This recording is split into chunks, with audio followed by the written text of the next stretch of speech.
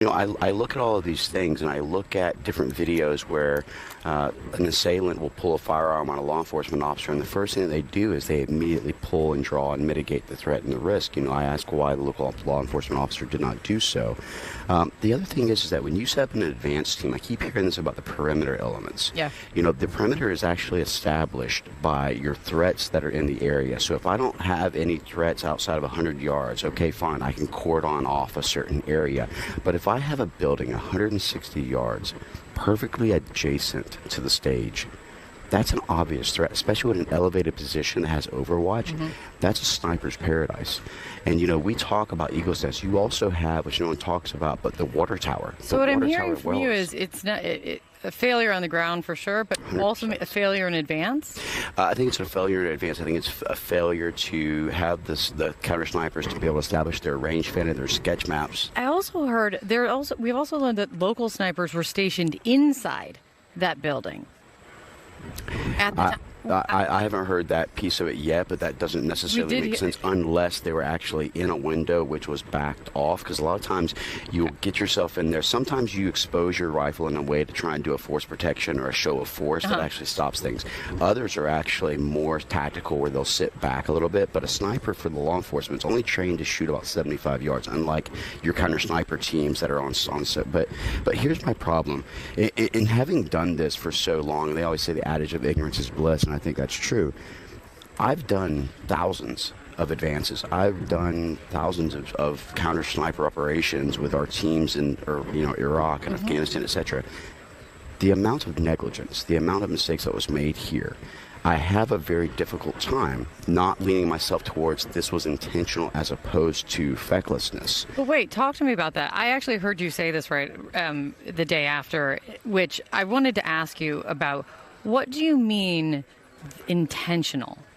I mean an intentional failure on the part of... No, I wouldn't say an intentional failure on the part of, but I gotta just, I sit here and I scratch my head. You don't want to be the conspiracist. You don't want to be the person. I'm telling you, because that's what it's leaning towards. No, I know, and that's the issue, is that you walk this fine balance of, you're not trying to be a conspiracist, but you look at it and you go, how could this have gone so... But it's one thing if someone on the street says it. It's not.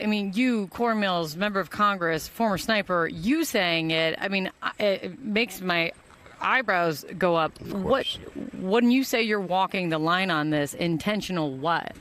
It almost seems to me, and I think that an investigation is necessary at this point within Congress, not just the FBI, not just others. I look back at it and I'm thinking, all right, for an individual, if you looked at the escalations and how they are trying to approach him, let's just say that it was like, okay, first we want to censor and silence you, then we want to indict and imprison you. Now we're attempting to kill you and take you off the stage. Let's slow down. Please. I'm hearing two things from you. I don't want to jump ahead of things, but I'm also hearing you jumping ahead of things. Well, actually, I'm just looking at all the different possible capabilities. One of the things as a military member, one of the things as a person who's run in the special operations communities before, one of the people who's actually done this is that you look at all potential analysis, right? Donald Trump and his team have said, do not... No, I agree. Dial it back. Do not blame this on Joe Biden. Oh, well, actually, I didn't say Joe Biden, to be completely Who's the clear. they then? Let's be very specific. Well, that's what the investigation has to do. Was it local law enforcement that had made the mistakes, or was there something to it? Was there other types of things that we need to be analyzing or looking at and providing analysis? My point is that when something's so significant, you're talking about something that hasn't happened in decades, right? I totally... But my point is this. From a perspective of someone who's actually conducted these are not difficult advances. This is not like I'm putting together a stage placement and a tight shot. This is about looking at your surroundings. What is my green, yellow, and red route, which is your routes out in case? What is my actual elements that I need to be looking at as far as mitigating threats or risks or increased levels?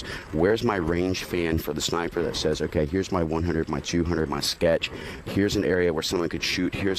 Because here's my thing. So you're Let's saying... just say it's a Royce element. You are saying this is so basic that how big the screw-up was, that's what's leading your brain down this road? That's exactly right, in a way. Look, but because here's the other thing. Let's just say it's a resource. Tom Emmer was just on with me, and he said very specifically to me, I wrote it down, he said very clearly, it is too early to be talking about who is at fault and who is responsible. That's why an investigation is necessary. Well, is it is it not dangerous? Is it not reckless to even be throwing around the word intentionally? So to question things as we do an investigation is recklessness, because at that point, then should we never question anything? My point is this. I'm not trying to be PC. My point is, in the political environment that we are in. What would it have taken, right? Let's just say that resources was limited. Let's go with that as a reasoning. So how many times have you seen where they just put a police car inside of a parking lot with not an officer in it and just leave the lights on as a deterrent? Why couldn't that have been a simple thing that was placed in? Why couldn't we have said to the owner of the actual AGR company, hey, look, we don't want to disrupt your business, but we also want to make sure your parking lot is clear of people trying to park in there for the rally. Why don't we place an officer there? My point is that this was too easy of a solution. And when I think about 160 I'm just so uncomfortable with even having I'm uncomfortable with having to say it. Trust me, my whole point is that I would like to look at this and say, where was the mistake made? How can we correct it in the future? Why was this actually done? But I think that this does warrant a J13 type commission where we can actually look at it and say, let's investigate and find out why this happened so it doesn't happen to anyone. This is not about a political thing. This is about, we had an attempt to assassinate a president. Mm-hmm. We really need to understand what a serious matter this is. And this was a milliseconds or millimeter difference between this being an attempt and this being an assassination. And I can tell you, at 160 yards, Kate, just to give you an idea, your off-the-shelf rifle shoots what they call 1 minute of angle at every 100-yard line. So at 100, it's 1 inch. 200, 2 inches, etc. So now you're talking about 1.6-inch grouping capability of a rifle off a manufacturing line. Your average human being, because we used to do this in understanding sniper training, you're 20 inches shoulder to shoulder, 40 inches head to waist, and you're 6x8 in your average head size. These are kind of the dimensions that you look at as an average. You're talking about a 1.6-inch grouping for multiple shots on a basic rifle. We're blessed, and I do believe in divine intervention, so I am a person of faith.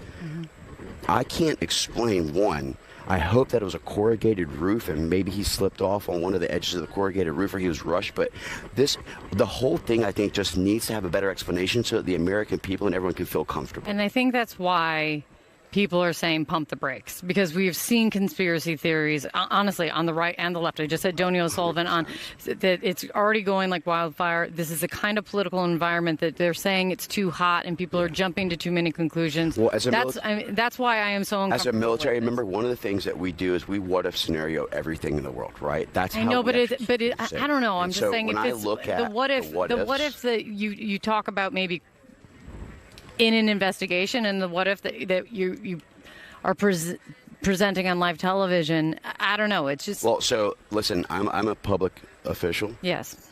Anything that I do, anything that I say in the public. I don't try and hide it in private.